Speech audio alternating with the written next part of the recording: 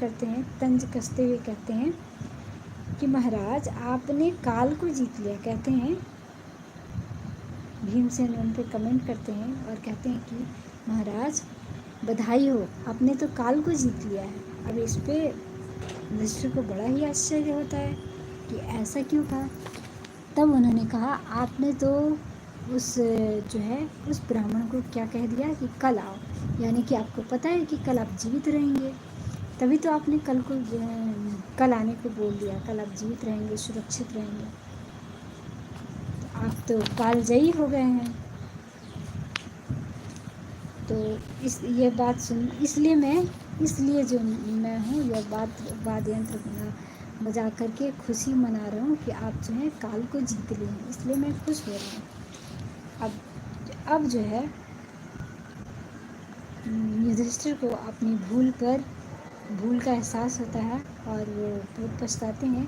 तो ब्राह्मण को बुला करके उनको जितना भी संभव हो सकता है यथासंभव उनको दान करते हैं और अच्छे से विदाई करते हैं।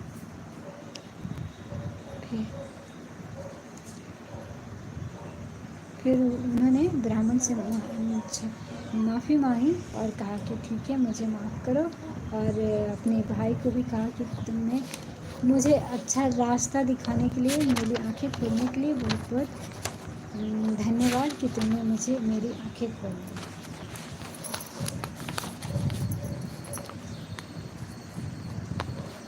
एक ऐसी कहानी है, शिष्य मंडली, बहुत सी शिष्य की मंडली थी। भगवान बुद्ध से पूछते हैं कि भगवान मनुष्य के कितने वर्ग हैं।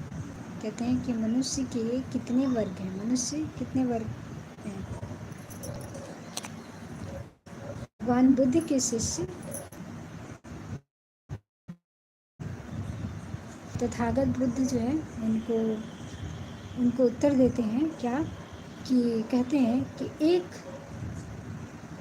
एक वे जो अपना ही लाभ देखते हैं। मनुष्यों की कई कैटेगरी है, लेकिन एक वे हैं जो केवल अपना ही लाभ देखते हैं, भले ही इससे दूसरों की हानि हो तो हो, लेकिन उनका फायदा हो।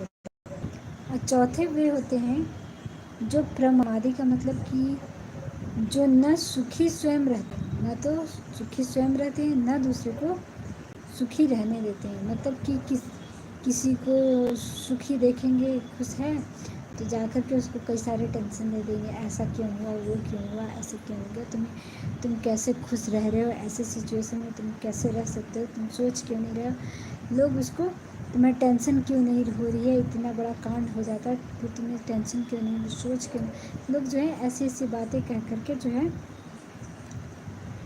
मुझसे टेंशन लेते हैं। तो कहते हैं कि फिर कहते हैं मेरी समझ में वे श्रेष्ठ हैं जो अपने साथ साथ दूसरों का भी भला करें। अब तो फिर कहते हैं कि समाज में मनुष्य के 4 वर्ग हैं। कौन कौन से वर्ग हो गए? एक जो स्वार्थी होते हैं, केवल अपना भला चाहते हैं। एक जो होते हैं केवल दूसरों का ही भला करते हैं, अपना नहीं। फिर एक जो होते हैं अपना भी करते हैं, दूसरों का भी करते हैं। और एक जो होते हैं ना तो खुद सुखी रहते हैं, ना दूसरों को सुखी रहने देना चाहते हैं। तो कहते हैं कि मेरे ख्याल से सबसे अच्छी कैटेगरी जो है, सबसे अच्छा वर्ग जो है वो जो उनका है जो कि अपने साथ साथ दूसरों का भी भला करते हैं, वो सबसे अच्छा।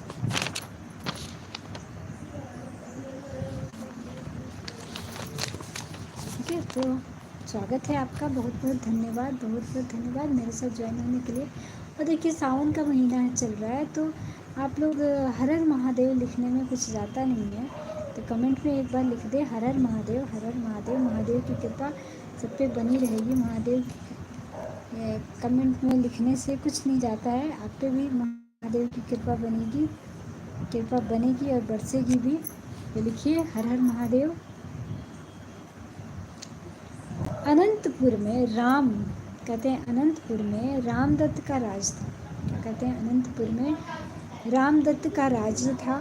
अनंतपुर की सीमा के पास एक गंगादास नाम का शिल्पी रहता था।